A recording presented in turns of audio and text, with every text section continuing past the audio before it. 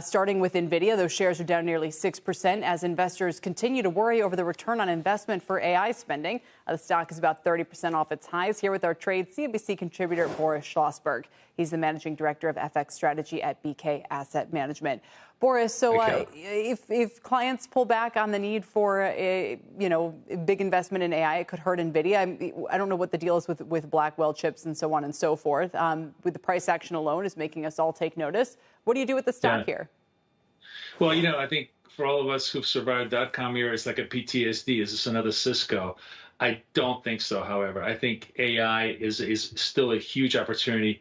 And, of course, Nvidia stands to benefit from it the most. Yeah, the Blackwell chips are actually still remaining in high demand, and they're going to start shipping them in third quarter. So I think given all the turmoil they've had and the correction they've already had from the highs, it's probably one of the more interesting opportunities right now is to, given the volatility, is to actually sell puts against it and let it come to you. I mean, I'll give you an example. Just the put that is expiring this week, 87s, will give you $1, and you can buy the stock $13% below its current price. So if I was going to put a position into Nvidia right now, I'd just be selling puts and trying to let the stock come to me, because long term, I think it's still going to be a very, very good play. All right, let's go on next to Boris. Kellanova. It is one of the few bright spots in the market today.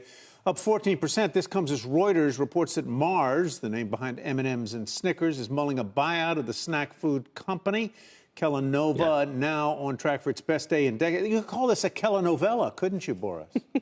Exactly. Well, it's a spin-off of Kellogg. I think that's what people, easier way to think about this. And they are in a very good space. They are in the snack space, which, as we all know, is the single most addictive form of food consumption. So the market loves that. They also have a very big, wide footprint in the emerging world. So therefore, there's a lot of potential for growth. However, and they've improved their margins by 300 basis points. So a lot of good things on their part. But this bump off of the potential takeout makes it much more expensive. So to me, I wouldn't want to go chasing the stock right now. If I was going to take it, I would take half a position now and keep my powder dry, just in case the takeout rumors turn out to be false. It's still going to be a very good long-term play, but it's definitely going to deflate very quickly if this falls apart. All right. And speaking of deflating and falling apart, the market is just it's not a pretty afternoon. Let's talk some Palantir. They're going to report after the bell. Tough day for that. The shares were down as much as 7% this morning. They've reversed course. What do you want to try to get ahead of this one? What do you do here? Yeah,